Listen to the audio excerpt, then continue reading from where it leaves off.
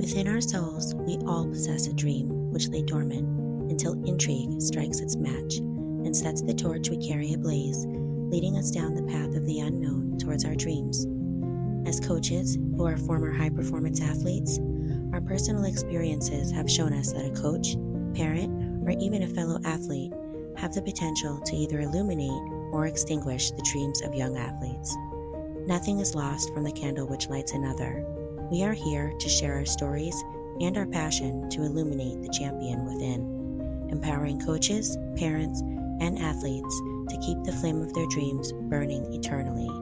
You are listening to Illuminating Champions with Michal and Ashley Anton. Welcome to another episode of Illuminating Champions. For our first-time listeners, my name is Ashley, and I'm here with my husband, Michal. Hey, how are you guys? We also have a very special guest. He is our personal coach and our brand artist. His name is Mark Patterson. Hi, Mark. Hi. Hi, Mark. So today's episode is entitled The Heart of a Champion. And heart is something you hear discussed frequently, but if you've never experienced athletics for yourself, I don't think many people really realize what it means to have that heart as a champion. So we're going to be discussing this today and how to activate the heart within each athlete so that they can fully develop their sense of goal setting, so that they could fully enjoy the experience of being involved within their sport, and so that they can have their best performance. So Mark is going to get us started off on this topic today. Why don't you go ahead and get us started, Mark? Okay, great, thanks. Well, heart is such a big word, so maybe we should start by defining what you guys mean when you say the heart of a champion.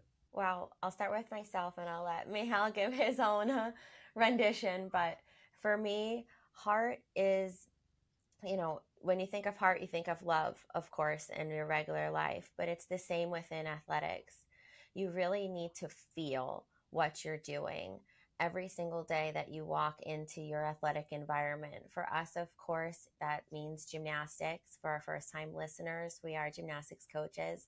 So walking into the gym, you need to really feel everything surrounding you. You need to take in the environment. You need to feel how the apparatus feels, feel how the atmosphere surrounding you feels, have that energy, and then feel what that means to you to be there. For myself growing up as a young child, the moment I walked in the gym, I felt all of my goals just come to life because I had witnessed gymnastics at a high level before. I started gymnastics after watching the 1996 Olympics, like we talked about in previous episodes. So the moment I set foot in the gym, I just started imagining all of the things that I could accomplish and that I wanted to accomplish, and having like this larger picture in my mind of where I want to get within my life. And that really, really drove me. If I just walked in the gym without having this feeling of what I'd like to accomplish, I wouldn't have accomplished so much, and I wouldn't have been driven so hard to go through moments which were challenging. So for me, I guess that's the best way I can define heart. It's really just feeling everything that you're doing, feeling your goals, and being in the moment. What is it for you? For me? I don't know. In Transylvania, we don't have heart. We know we have a black heart. No, it's true. I come from Dracula's family. Then, no, we have heart. Heart is where everything starts. Everything in life starts with emotions. Then emotions start in your heart, inside your heart, right? And then you take those emotions and you put them in your mind. And then the mind turns them in actions and physical things, right? And it's very important to, like Ashley said, it's about love of what you're doing. If you have that in your heart, if you have that love and passion for whatever activity you do, you're going to go through whatever it takes for you to be successful in that activity. It can be sports, academics, business, whatever you desire to do. That's why very important to do things in life. Like people tell you sometimes, older people, they give you an advice to do things you like, things you love, because you're going to be very good at them. That's why you're going to be very good at them, because from your heart goes in your mind, and then you're going to be able to go easier to a very hard and tedious process to become successful in that field, you know. And it's very important to develop that heart at a very young age, and you do that through sports. Yeah, I think one of my favorite quotes, actually, you guys see I have a lot of tattoos. It's actually tattooed down my spine. Says, "Only with the heart can you touch the sky." Yes.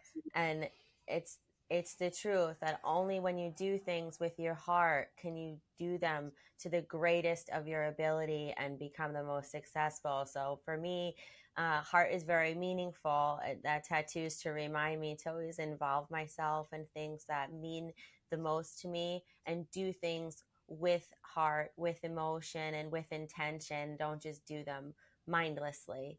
Heart gives you the desire to do everything to achieve what you want. Understand? Mind is the part that makes things logic. Takes that emotion of desiring something and turn it into logic and give you the logic process of achieving what you So want. is it fair to say that without an athlete finding heart, they'll probably never achieve that true championship level? Yes. Yeah, 100%. And I mean, we see it um, in the gym with young athletes. Of course, gymnasts it's a very young sport.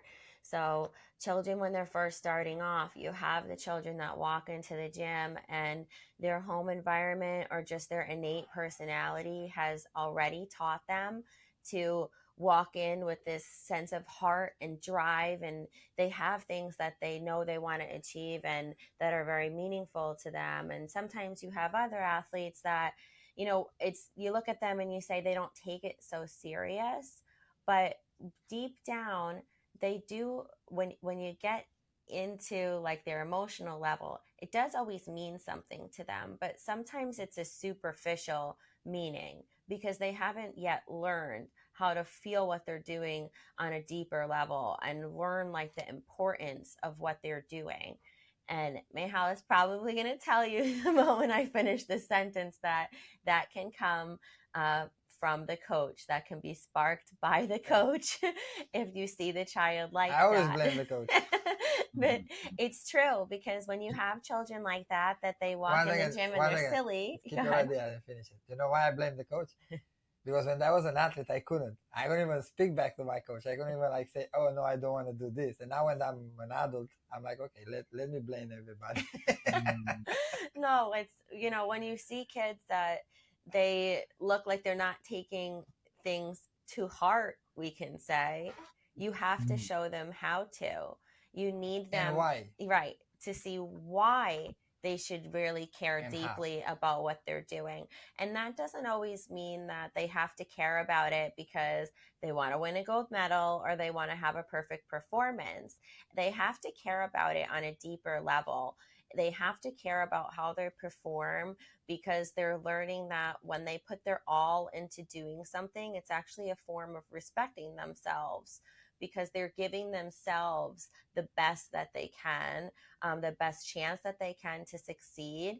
They're giving the best of themselves, which takes your heart to do that. You can't give your best if it's a superficial interaction, just like if it was an interpersonal relationship, with another human. This is your relationship with your sport. So you have to give your all. You have to feel that you care how you perform, primarily for that, because you want to know that you gave 100% of yourself because you love yourself and you love your sport. 1 second. You say if you don't have heart, you don't care. Right. Understand? And she said just a phrase ago that you have to care how you perform. If you don't care how you perform, you're never going to be successful, no matter what the field is. Understand? Then you always have to have that heart for the field that you are in. You always have to love what you are doing in order for you to care how you perform in that field. So it's the same thing in the relation with people, right? If you don't love someone, if you don't have heart for a person, you're not going to care. Mm-hmm. No matter how hard they go through life, or no matter what bad things happen to them, you are going to look at it and close the TV and be like, okay, I don't care about this. It's fine. It's not something that interests me. No, like it's not in my heart. So, No, so that's why you said. So it sounds like heart has to come from so deep inside that you can't really fake it. You can't fake it. No, you can't. Especially they have that phrase, fake it till you make it, Mm-hmm. but that doesn't really work. If you because fake it at one point, yeah, you're gonna lose. Understand? Mm-hmm. right. Mm-hmm. You have to. We would never tell our girls fake it till you make it. Some people use this term when they want you to really perform, and look like you're enjoying your performance. Mm-hmm. But we would rather show we work with girls, so we'd rather show the girls, like when you're doing your floor routine or your beam routine, which is it's performance based. It's different than doing Right. a bar routine or vault, Especially beam is very stressful. It's stressful, but it's a choreographed routine, and floor there's music. If you're not connected and you're not feeling it in your heart, it's going to show right away, and you're going to see that it's a superficial feeling and it's a fake feeling. You have to feel your performance. You have to feel what that means to you. And you need, especially with beam and floor, it's an artistic performance, right? You know what I mean?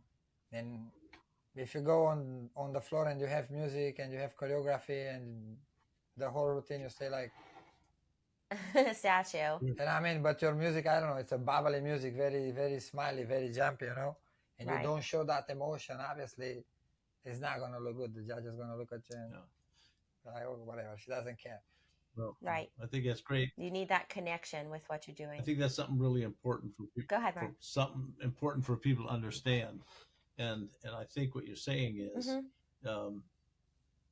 that it's just a critical component of being a champion. And then the question is it innate? Is it something just some people have and some people don't? Or do you find it along the way, or can it be taught to you? It's both. Go ahead. Some people are born with it. They like talent. I mean, or work ethic. Some people are born like that and they have it. Some people no, but you can teach it. I understand? Like when we talk about sports done at young age, like gymnastics and ice skating and wrestling and sports that start very young, you can develop that heart. Like as a coach, you can teach someone to have heart. Like you can teach them to have discipline. Right. But it's not just again, like it's the coach, it's the family, like it's a whole thing that has to work for that young athlete to understand what it means to have heart and have desire, and you see it.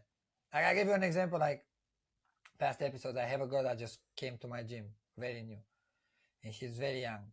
She's talented, but she doesn't know yet, right? Like every time like now she does it less because she started getting used, but when she came first time, if I told her like, okay, let's do this, and it was like a difficult trick, right? Or it was something, I don't know, I will tell her, let's do 20 legs left, right? And she'll be like, oh, it's too hard.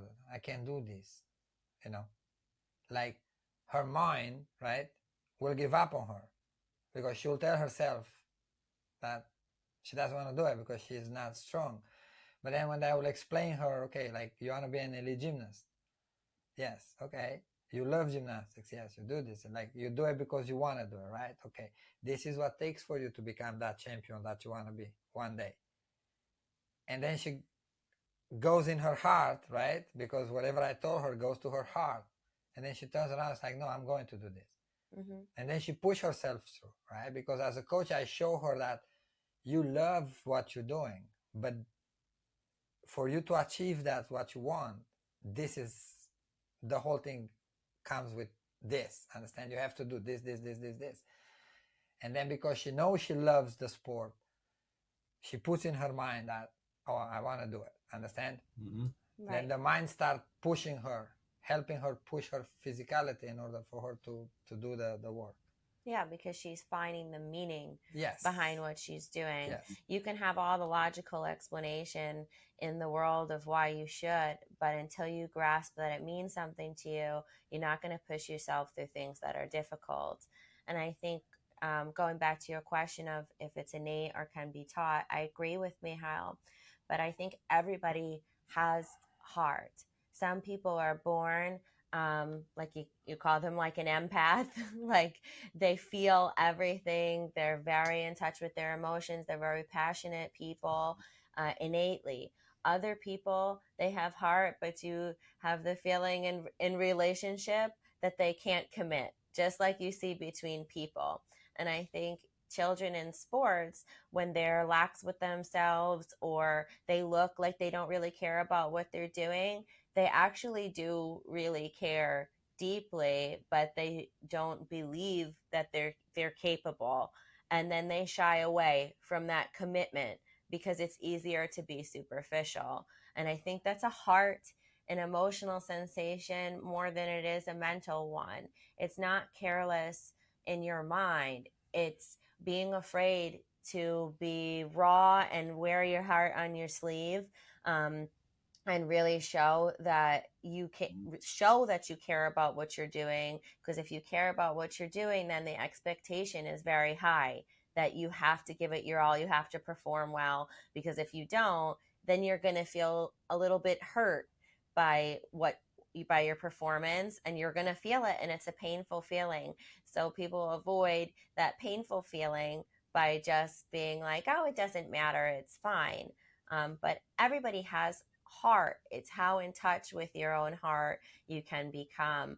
And you do need help to learn how to do that. Some people more than other people, but everybody needs that guidance, or else when you do encounter something difficult, it's easy to become cold and superficial, just like it is in a relationship with another person. And normally when you give up on something in life, the heart is the first that gives up, and then the mind.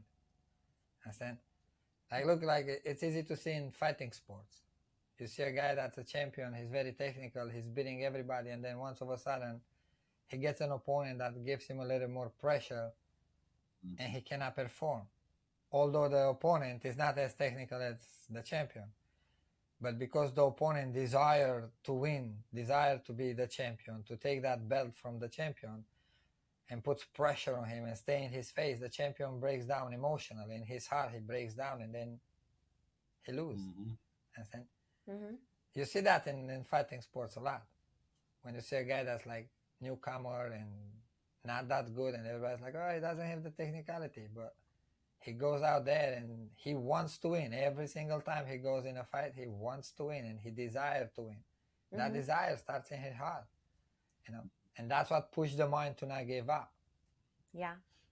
The mind and the heart, they have to work in synchrony. It's not, everybody often mentions mental strength, but they miss the aspect of the strength of your heart. Emotional strength comes from heart. Yeah.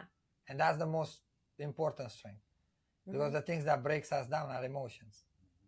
As you've said many, many times, your athletes are young people. They're learning.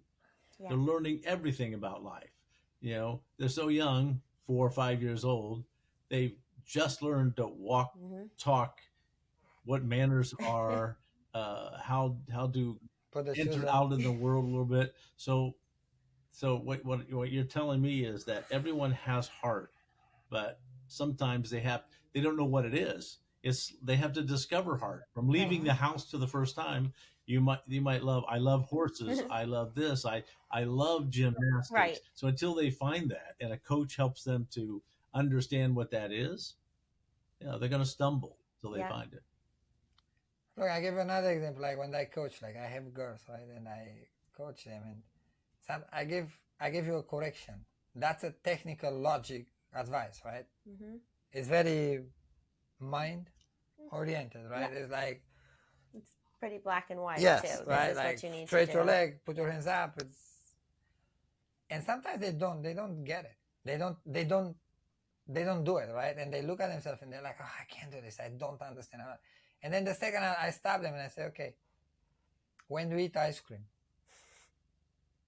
I'm like, why do you like ice cream? It's like, look at me like, weird. I said, you enjoy it, right? You take a lick on that cone and like, it feels so good, right? And I tell them like, can you feel this round that handspring full layout? Layout full, right? That's correct. Layout full, Yeah. Can you feel it? And they look at me, it's weird, right? It's like, feel it. What do you mean? I'm like, just try to feel it in your heart first. Like go there and do the round that handspring layout full and feel the movement. Understand? And then when you feel that movement, you're gonna understand the correction too. It's gonna come in, you know. But take out just the logic thinking, because when you think just logic, sometimes you put just logic, you don't have that emotion that gives you the understanding of how to do it, you know. Mm-hmm. And then they go there and they try to think about what I told them, feel the round-up handspring, feel the flip, and then once of a sudden they start performing well. Because they're enjoying the process. Because when I did gymnastics, I was the same way. People thought I'm just crazy. It's like, oh, he wants to do triple flips, four flips, whatever, like the harder things, right? Just because I'm crazy. I was not crazy. I love it. I like the feeling of being up in the air and flipping and counting the flips up in the air. I really enjoy that. I really love that feeling. That's why I did it. Yeah. I didn't do it because I want to break my neck. The first time you said that to me, I didn't quite get it. But I think this is a key point that we need to emphasize. You teach your athletes how to feel the movement, not just do it, but to feel it. And that I think is the secret to tapping into that heart and connecting the mind and the body at a championship level. I think that's an amazing thing. Yeah. And then you said also about having really young kids, like 4 or 5, and them just discovering things. You know, I think if you approach them with love and endearment and be excited for them all the time, they feel that. They feel the love that you're spreading by watching them, by being excited for them when they do well, by clapping for them, and then by making them imagine things. Just make them imagine what it would be like to be at a competition and the whole crowd is cheering for them. And then they start to realize like, oh, I love this. I love performing because I feel special and it makes me feel good about myself. I'm not afraid of performing. Right. And then they kind of start to develop their heart and know what that love feels like for their sport. It has a lot to do with imagination in a young child, because they haven't experienced a lot, so they need to imagine things in order to have that inspiration sparked within them. Look, I gave you another example on the topic she was talking about, to make them imagine. I always use that in the gym with training. I always tell them like, okay, look, we are at Olympic Games and you are on beam. And if you did a back cover or the handspring step or whatever trick they do, you did it perfect. You win beam all around and the team wins. And you are in front of 35,000 people and I don't know, hundreds of millions around the world watching you. And then I put the whole gym to watch that girl. You know? And she goes up there and she gets in that mood, in that feeling, right? Where she's like, I'm at the Olympics. But you see, like, that doesn't help her just in that moment to perform for a fraction of a second correct. That goes in her heart. Mm-hmm.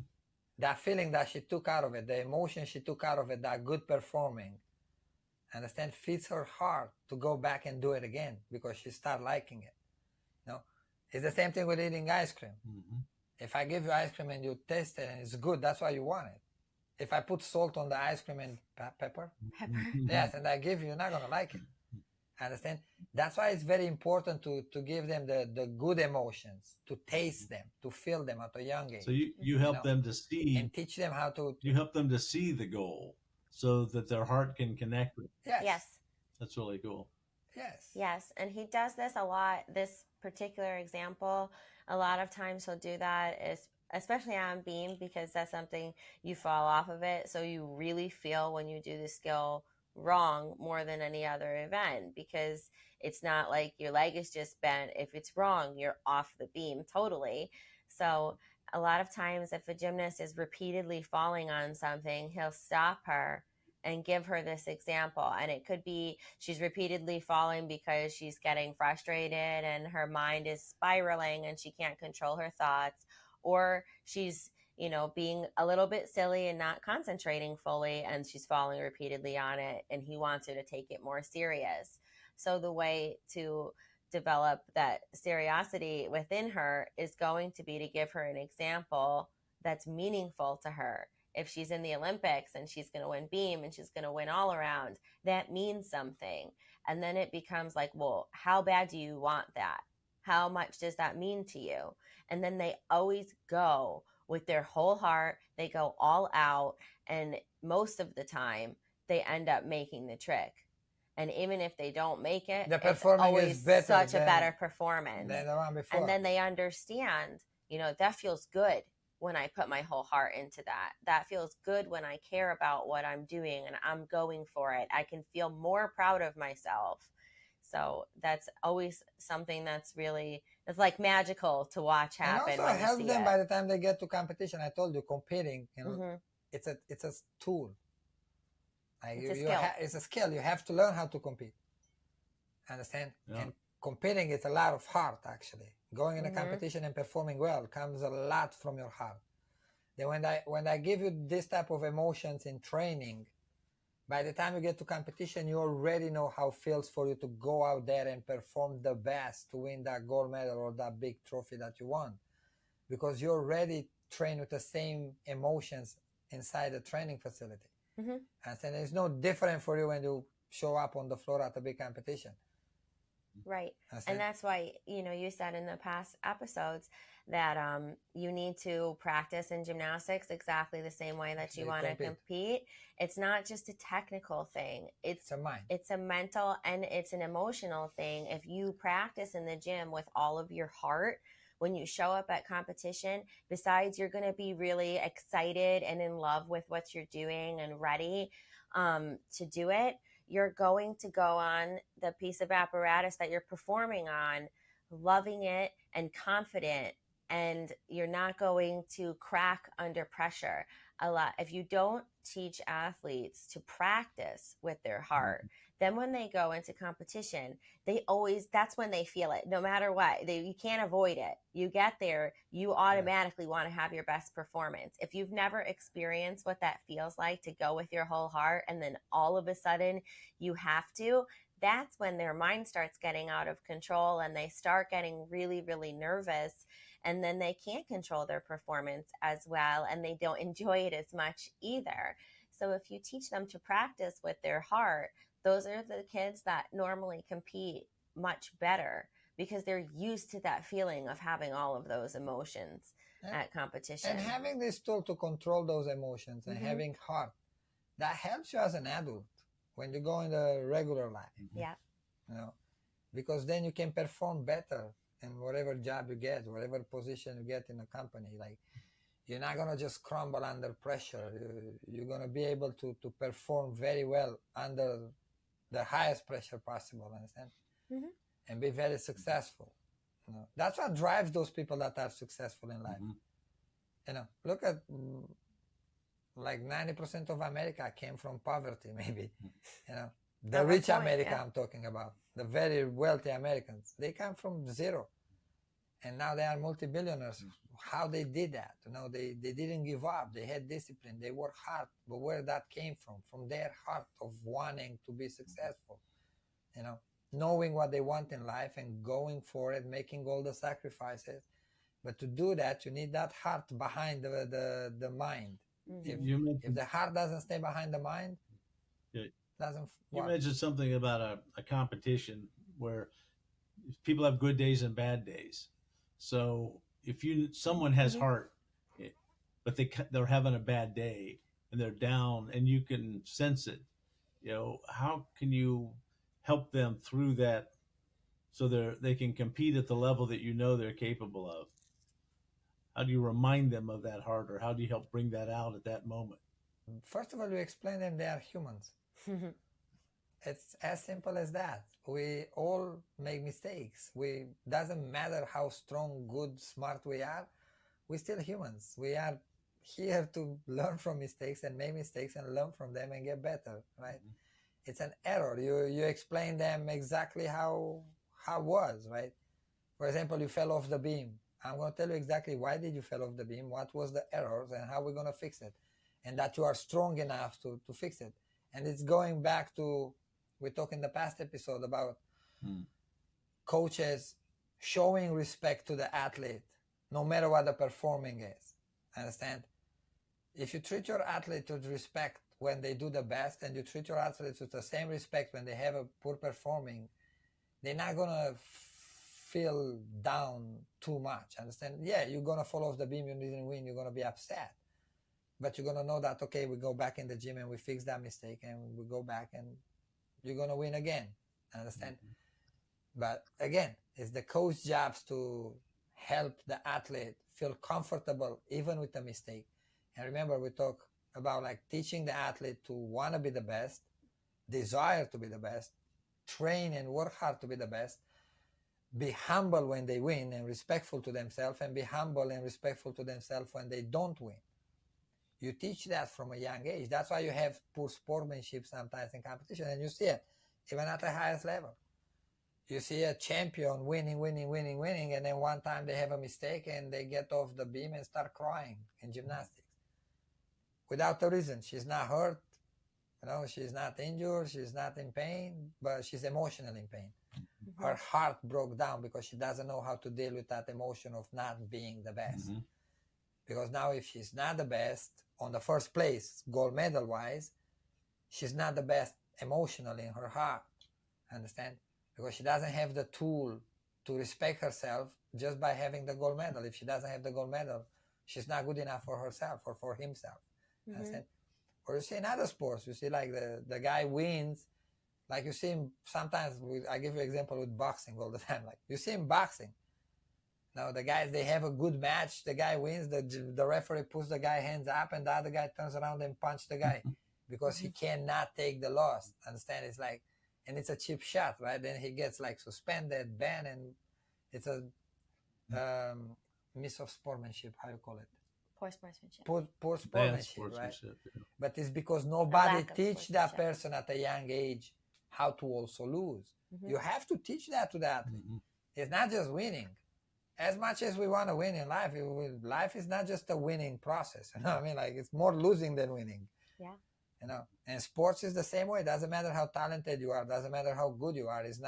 You're not going to win forever. It's not just you who is the best. There are many other competitors in that type of sport, whatever sport you do, that are as good as you or maybe better. Then as a coach, you have to let them know that. And that doesn't take anything from them just because you had a poor performing. Takes from you if you give up on that. Well, that's what I explain my girls all the time. For example, I go to a competition and she had a poor performing.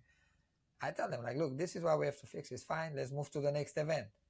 The only time you're going to have a problem is like, you give up now, you're not going to make it. Understand? Like that's when you're going to be unsuccessful. If you just give up totally, it's like, oh, I fell off the beam one time.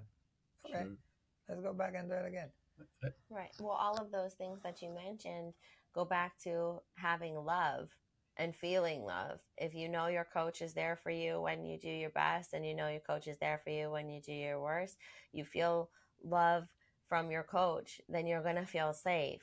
If you know how to love yourself when you have your best performance and love yourself the same when you have your worst, because you're valuing yourself by your morals and your character, and you're appreciative of your efforts rather than defining your love for yourself by something material, which would be a gold medal, then you're always going to not feel that bad if you have a poor performance. And then loving what you would say is your enemy that day. It's not your enemy, it's your competitor. You have to be respectful of the other people competing against you, because you understand what they're going through. You know how much you would want to win and how happy you would feel winning.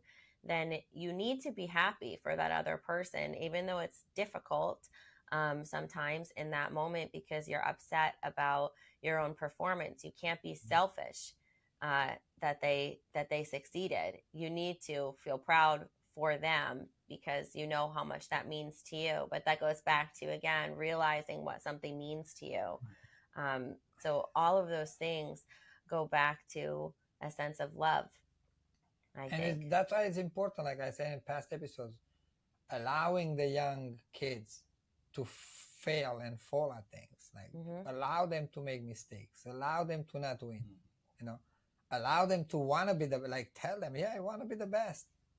Go to a competition and win. Don't go to a competition and be like, I'm going to do my best today, because that's like mediocrity. Understand? That's you running away from the responsibility of performing the best possible, and then when you don't do good, you are just like, I did my best today, it's fine, But no, allow them to desire to be very good, and then when they don't succeed, they don't succeed. Teach them that's just part of the life, it's part of their journey.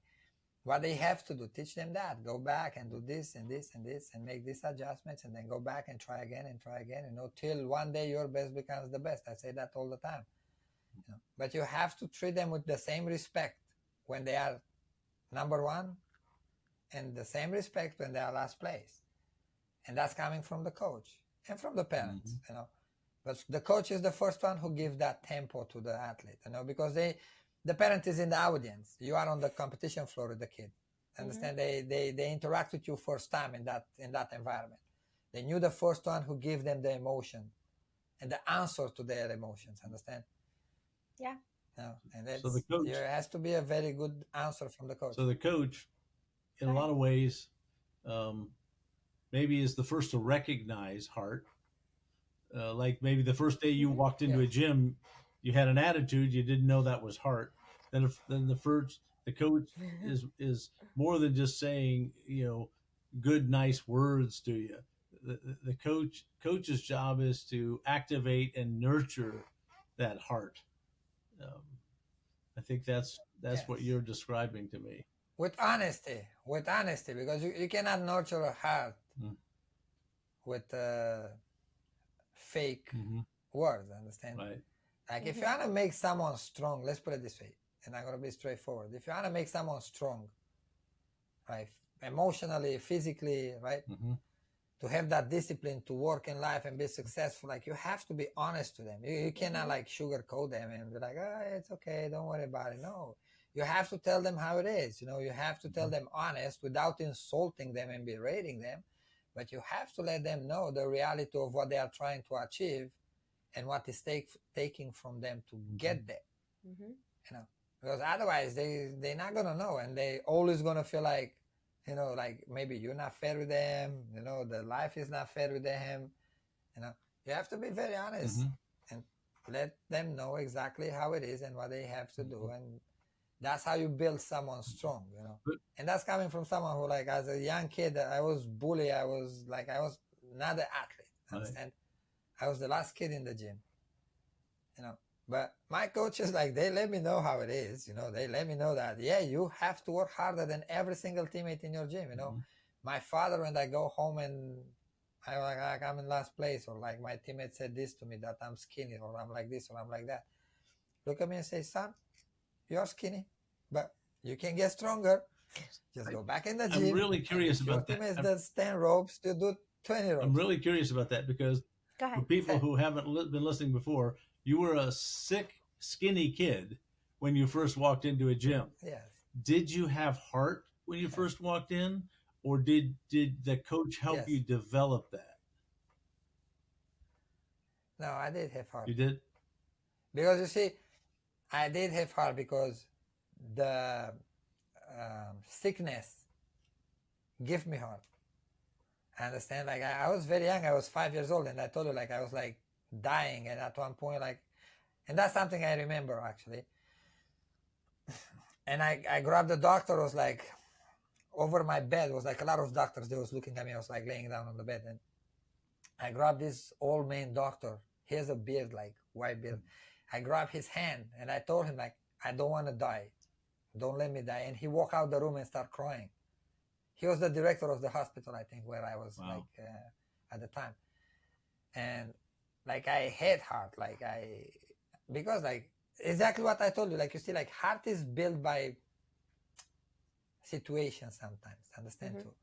That's why it's important for kids, in my opinion, it's important for kids, young kids, to be involved in competitive sport. Because like I told you before, like, academics is very important for life. But academics doesn't put so much physical stress on you, puts more mental stress. And even that comes at a higher age, not very young. But in sports, when you do competitive sports from the beginning, like your mind has to be very sharp and your emotion has to be very sharp. Understand? And going through that process to compete in a sport, you build that heart because of the situation that you are put in, right? You go to a competition and you come in last place, even though you are 5 years old. That 5 years old emotions are going to be the emotion of a 30, 40 years old Olympic champion 6 times in a row. Not 6 because it's not 5, it can be 6 times in a row, 5 times in a row, losing, coming in the last place when everybody expects him to win. Understand? The same thing that 5 years old little girl in gymnastics feels. The emotions are the same. Now think about it. At 5 years old, she learned how to deal with that type of stress, that type of emotions, that type of doubts, right? By the time she's 10, 11, 12, like she can outclass an adult easy. And then she can go there and like be a motivational speaker for adults, you know, like explain them how to work hard and how to do things.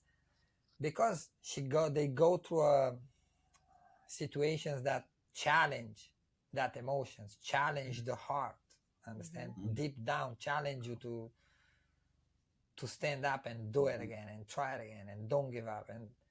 And that's why for me, when I walk into gymnastics, I had pretty strong will, power to want to do it, you know.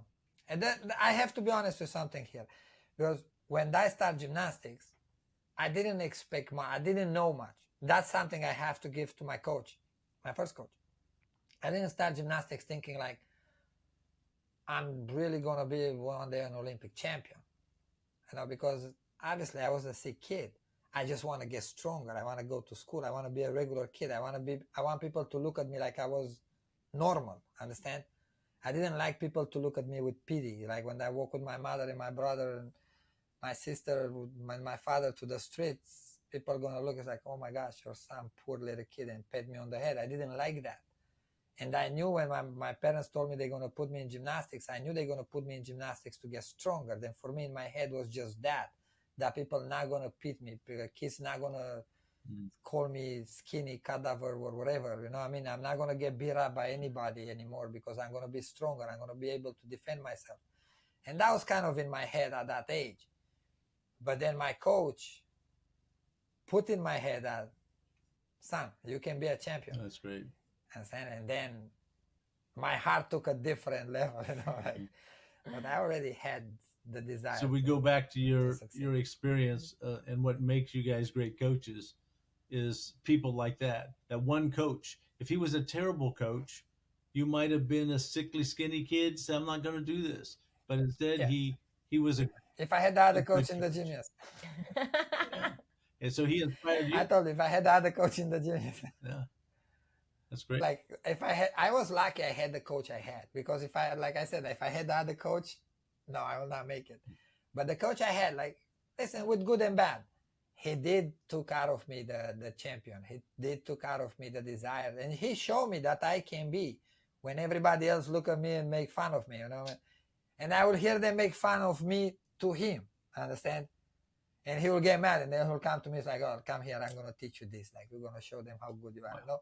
And that will motivate me. That way will motivate me because, like, I will see him believing in me, you know? Right. And that's what coaches, that's why I said all this, like, it's the coach's job, because that's what coaches have to learn. The motivation comes from the coach, you know? Because you don't work with an adult that's already formed. It's one thing to get someone in a sport like, I don't know, you get a guy like 40 years old and wants to do Brazilian Jiu-Jitsu, and in 2-3 years he becomes a world champion. That guy comes in with a mindset already built, you know what I mean? With a good emotional skill, you know, like he's already developed pretty well, right? But you work with 4 years old, 5 years old, 6 years old, and they compete at 5, 6, you know, by the time they are 11, 12 in girls gymnastics, they start competing pre-elite competitions. Like, you have, by that time, you already have to implement in their heart and mind the desire to be the best and to have the discipline to do the work to be the best, you know, then it's the coach job. It's not very rare you're going to get an athlete walking in the gym and be like, you know what, I'm going to be the best, I'm going to do this. It's very rare. It's the coach that has to take care out of it and notice it. Sometimes it's hide behind weaknesses, you know. You look at the girl and you see like she doesn't understand, and you're like, oh, she's just not smart. Maybe you don't explain her the right way. Can you try a little bit different, take different approach to your corrections, you know, like she's too weak. Okay, can you give her some conditioning training that's going to match her physicality to get her physicality stronger? Because no, it's easy as a coach to just look at it and be like, she's not good or he's not good. You know, they don't have those qualities. Can you look back and remember a moment, the moment where you made the leap from I'm a skinny kid and I want to be stronger to I think I am a champion in the making? Was there a moment, or was it just a slow progression?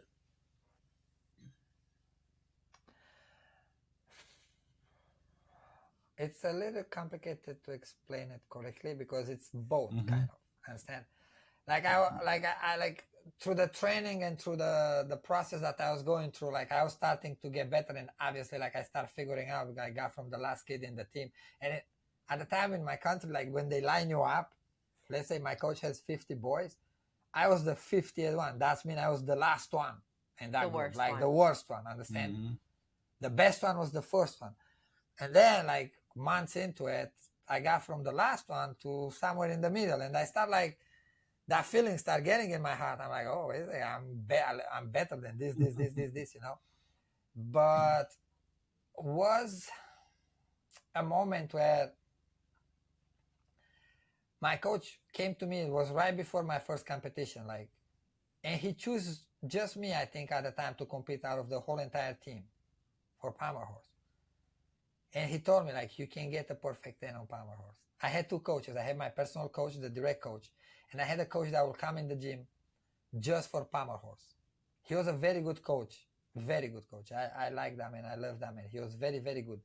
But he had an injury. He has an athlete that broke his neck.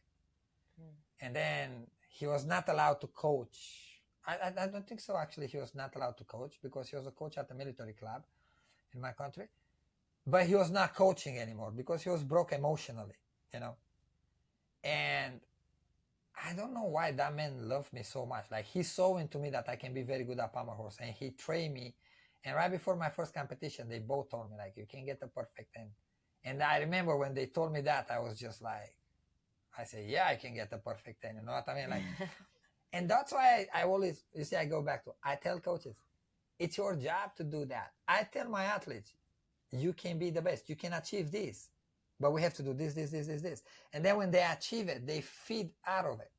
Goes in their heart, that feeling of, I worked so hard. I did this and I did this and I did it this way, right? And now they know the feeling. They know the emotion. They taste it. And they go back. They do better. Understand? It's the coach job to bring that out of the athlete. So maybe that's the most important 100%. Muscle you help kids develop, you know, the heart muscle. Yes. Yeah. Yes. It is. It is, because no matter what you want to achieve, if the goal is just in your mind, or even the positive thoughts are just words in your mind, but they don't mean something to you, you're not going to achieve it. You can put a lot of things in your mind, but if you don't have the heart to do the work, to go through that process, to have the discipline to do it, you're never going to achieve anything. Right. You know, to turn that mind into action, you need the heart.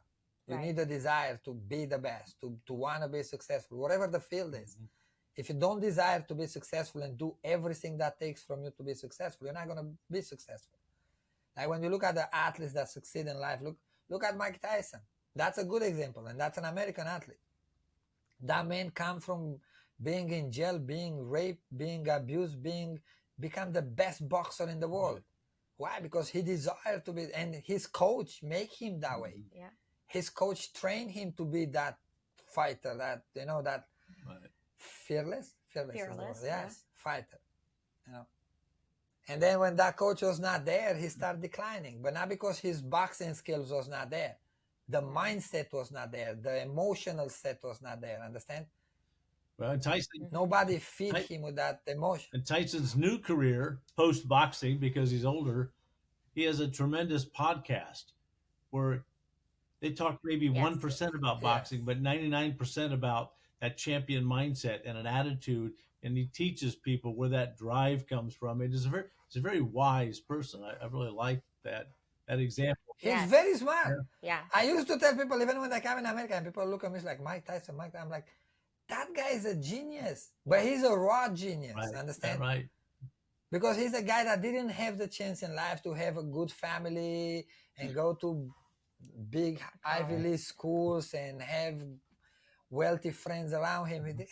I came from poverty, like, and he made it where he made it. Like, Mike Tyson is very smart. Like, I think young kids and young generation should listen to Mike Tyson a lot. Right. Yeah. Well, the guy is smart. And that goes back to your whole philosophy of illuminating champions. You know, 0.1% of your students will go to the Olympics, but all of them can be like Mike Tyson, a champion of life, if they get it right. If they get it right. Yes. But that's the point of it. You need to have that champion mindset, that champion heart, understand? That champion discipline and behavior to be a champion in life. Understand? To be, like I told you, like in past conversation, be an Olympic champion in life. You need that champion attitude. And that champion attitude comes with the whole package. It's not just, oh, you're talented.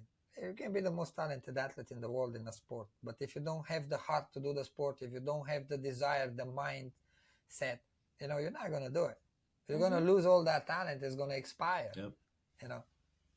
You need to have the whole package. And that's going to carry you in life. Like, sometimes you teach someone to have heart, to have desire, to have discipline, right? To have a strong mindset. And they are not athletic. Right. But guess what? They are very smart academically. And one day that person becomes the best brain surgeon in the world. And they become a multi-billionaire because they invent, I don't know what type of surgery that can remove brain tumor, cancer tumors, right? Stage 4, right? But where that discipline and that desire to study so hard to develop that process came from the past athletic life where they struggle. Right. But you teach them how to desire things. You teach them how to have discipline. I said that carries you with you in life. Yeah. No, it's vital, and you do need the environment around you to help you discover your heart within.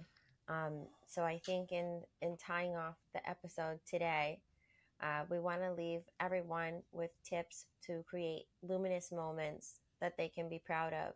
And with every episode, we provide one for coaches and parents and athletes, because as we talked about in the past, it is a trinity. The athlete needs the parent and they need the coach to both lift them up to their peak. So we're going to start off with coaches today. And our tip for coaches, I'm going to give one, and I'll let Michal give an addition to it if he has one, is take the time to really uplift your athletes. Don't approach them superficially. Really approach them with love. Try to empathize with them when you see them struggling, and take time to talk to them, especially when you see their mind spiraling and them getting into a negative sensation within themselves. Take time to speak with them, remind them to love themselves and why they should, and then give them the technical advice to get out of that feeling. Do you have something you want to add to that? For the coaches, to be honest. In everything that you said, they have to be honest. Yes, you have to be honest. They have to give them the factual correction, the factual advices, the factual emotional guidance, because otherwise you lead them to a lie, and you lead them to failure. Right. Because they're going to believe in something that they're not going to achieve. And I'm going to give a simple example to that is, I said in the past episode, I know how to swim, but I will never beat Michael Phelps. Yeah. And not because The guy is just built to swim. I'm not. I'm a 5'10" guy. I don't have big hands. Michael Phelps' hands are like two of mine. His foot is like two of mine together. He's always gonna beat me at swimming. I can swim, but if someone comes to tell me, Michael, you can be an Olympic champion in swimming, that would be a lie. Right. And that's the example that I'm trying to give, because I want the coaches to understand. That's what I mean when I say be factual. Because you can build a strong character, you can build a champion character by being honest. Because the person knows, like, yeah, I'm not going to be Michael Phelps in swimming, but I still like swimming. I don't want to do something else, but I'm going to work very hard to achieve the best I can out of this. I understand. But don't give someone a fake impression. Be honest. Yeah, the pain of a false hope is more painful than the reality of, realizing that you're not the Michael Phelps of swimming, but you can be your best edition. You can be your that, Michael Phelps. So it's very important to be honest. And then the next tip we want to provide is for parents.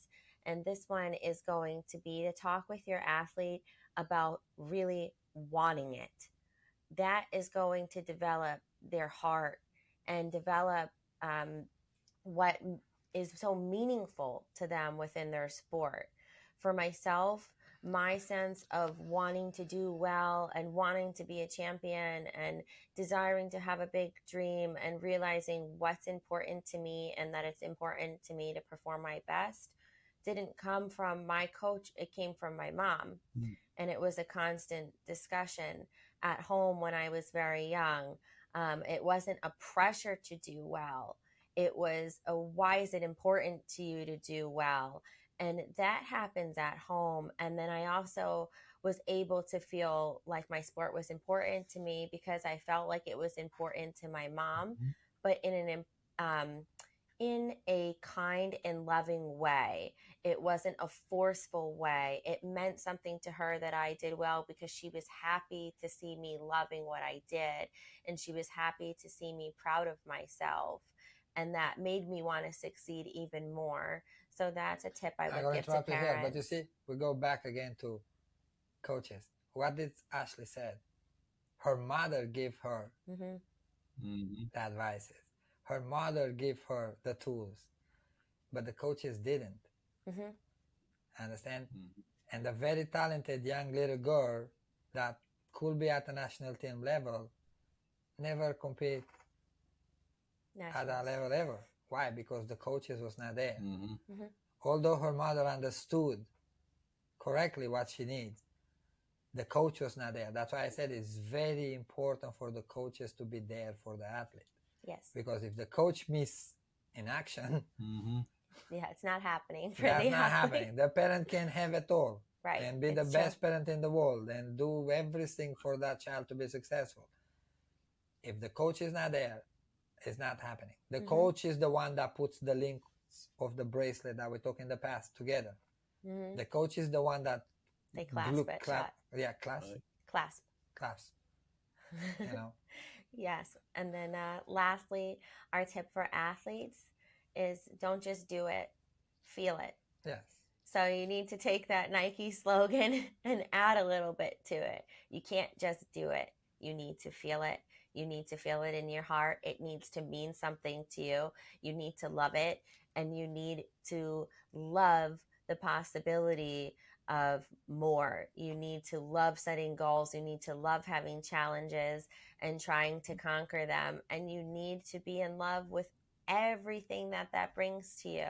Hardship, pain, struggle, because that also brings overcoming and confidence and realizing your strength.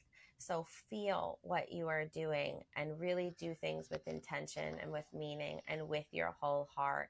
And then when you can look back on your career, no matter what level you got to, it's going to mean something to you and you're going to feel that it was worthwhile, all of that hard work that you put in.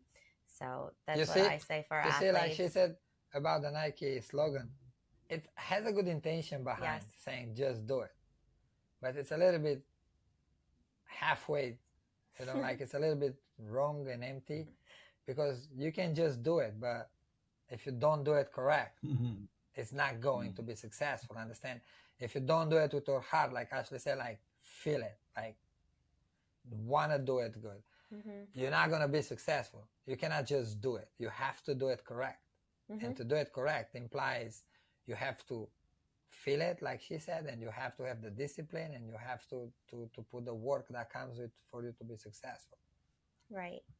So thank you, everybody, so much for listening today. And we want to thank Mark for helping us with this episode and with all of our previous episodes. We love having you on with us and illuminating the champion with us within us as coaches. So thank you so much, Mark. Thank you, Mark, and thank you, everybody. Thank you for listening to Illuminating Champions. Don't forget to subscribe to our channel and stay tuned for our next episode.